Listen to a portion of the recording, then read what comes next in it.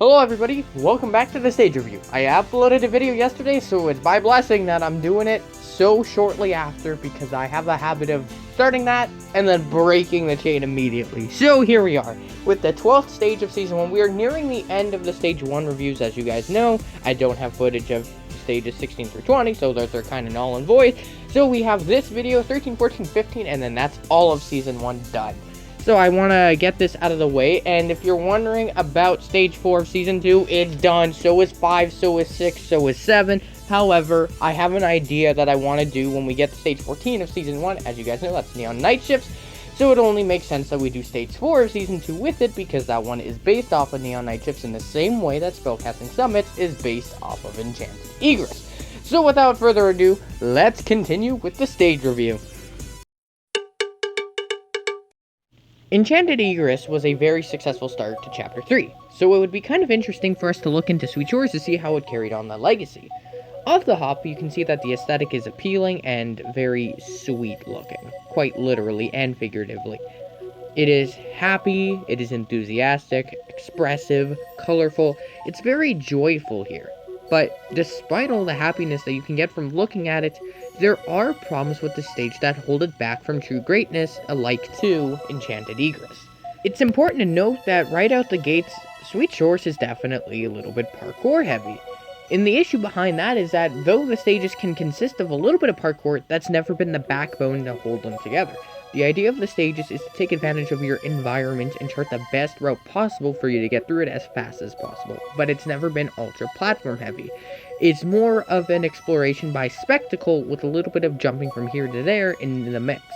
And so, to be the entire essence of the stage rather than being part of it, it does take away from the purpose of stages in general, and as a result does hurt this map a little bit.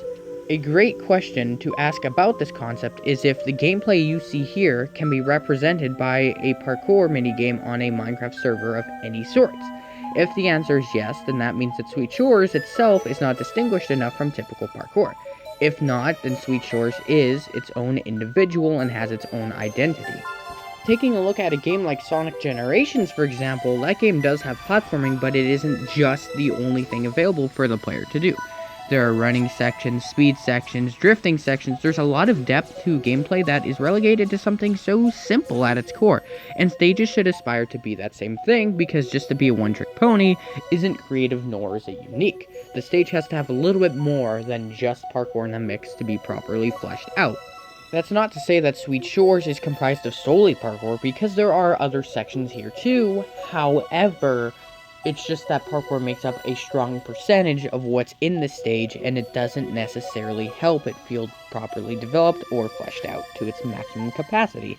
Speaking of lack of development, let's look at the aesthetic of the stage. You look at the first 30 seconds of the stage and it's colorful, immersive, it brings a smile to your face, it's beautiful. And then you look at the other parts of the stage and you realize that it's bland in that it lacks everything. Sure, the platforms themselves and all of that are comprised of colors that make sense in the level, but there's nothing around you. It's just mostly grass outside of the base of the lollipop, and so it doesn't feel as immersive or attention-grabbing as it could be. Now, would it be a lot of work to design an entire field comprised of color? Yeah, especially if you wanted to make it look good. However, anything is better than this lack of life that surrounds us.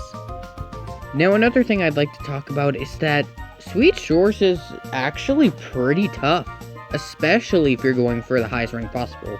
Naturally, it's just tough. It's tough to even get an A on this, but to get a champ is brutal. And not brutal as in pretty difficult, but you can do it if you're smart and you understand the layout. Just brutal because every single bit of footing you make has to be perfect, and there's a lot of glass panes in the ass in this one. In Sweet Shores, the difficulty is made through its annoyances and obscurities. Brief moments throughout the stage that make you want to pull your hair out when you fail on them because they are so obnoxious to complete to begin with. Whereas with a stage like Spellcasting Summit, which I would debate did difficulty correctly, that map is intermediate across the board. It doesn't ask you to do anything super obscure, it just asks you to be a little bit better than average. And that is totally okay. The difficulty there is balanced because it is consistent. With this, some sections are very easy while others are seemingly hard for no reason. The difficulty of a stage is best when it is consistent but still balanced. You should have the resources that you need in order to defy some of that difficulty. However, difficulty should be good when a little bit more mental capacity is required to surpass it with relative ease. It's not supposed to be about surprise brutalizing any player. It's supposed to be about matching your skills up with what the stage is asking of you from start to finish. And Sweet Shores does not fit that bill. Because, as I said, some parts are easy and some parts are hard out of nowhere. And that is the problem of Sweet Shores. People could have a perfect run from the start to about a third or halfway in, and suddenly they fail.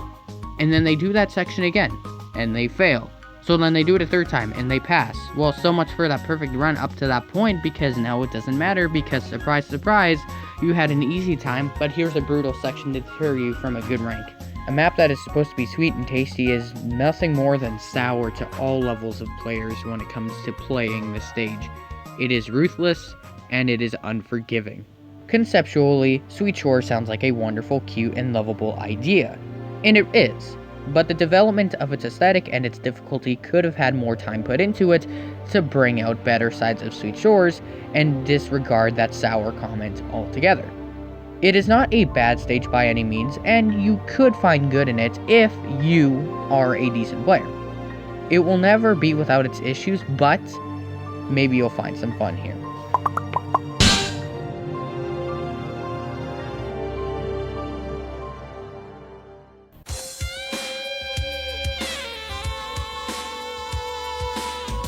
So I wasn't expecting to be so negative on Sweet Shores, but Sweet Shores ain't so sweet, I guess. And that's okay.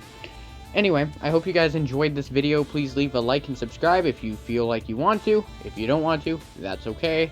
You don't have to. But with that in mind, I will see you guys in the next video. Sorry, I don't have much to say here.